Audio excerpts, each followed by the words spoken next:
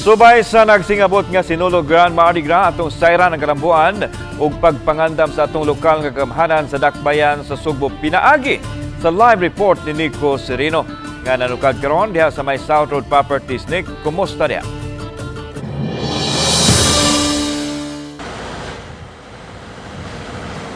Yes, Lan, gikan din sa atong nahimutangan sa South Road Properties ang mamahimong venue sa sinulog sa Sugbo karong Domingo lan. Padayon pa ang gihimo nga pagpangandam apan gipasalig sa mga opisyales sa dakbayan nga maandam kining tanan karong Domingo pohon.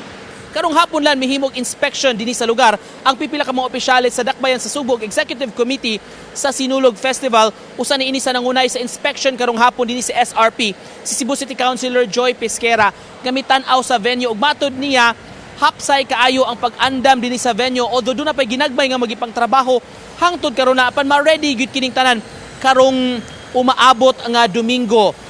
Matod ni Pesquera sa pagkakaroon doon ay 17 ka mga contingents nga musalmot sa Sinulog Grand Parade karong Domingo nga angayang atangan sa mga sa atang mga tao, mga spectators niini. Apan sa pagkakaroon doon ay dugang pa nga mga contingents gigilauman nila nga makaapil unya sa Sinulog Festival. Kabahin sab sa partisipasyon sa mga contingents gikan sa lalawigan sa Sugbo katong miapil kagahapon sa Sinulog sa lalawigan. Padayong nang hinaot ang dakbayan ingon man ang SFI nga moapil ni sila sa pagpahigayon sa Sinulog Grand Parade karong Domingo apan mag-agad sab kini sa mga opisyales. Ato ipakita lang karon lan kining nahimutangan nato karon, nahimutang kita sa grandstand nga area dinhi sa hawanan nga lugar sa SRP.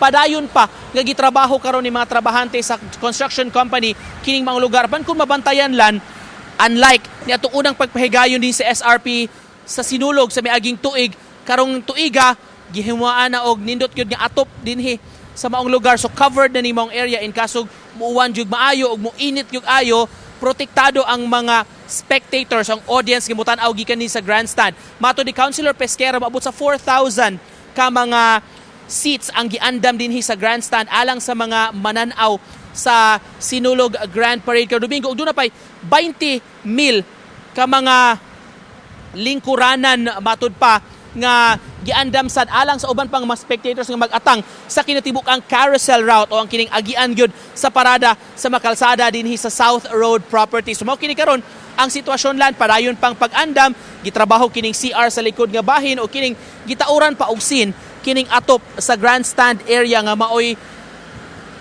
butangan o pahimutangan unya sa tanan nga mga mutan-aw sa Grand Parade karong Domingo. Sa pagkakaroon gipasalig sa syudad nga all systems go na alang sa dakong kalihukan karong Domingo sa pagpahigayon sa Sinulog sa Sugbo. Mao ang latest gikan dinhi sa SRP lan. Okay, daghang salamat Nico Serino.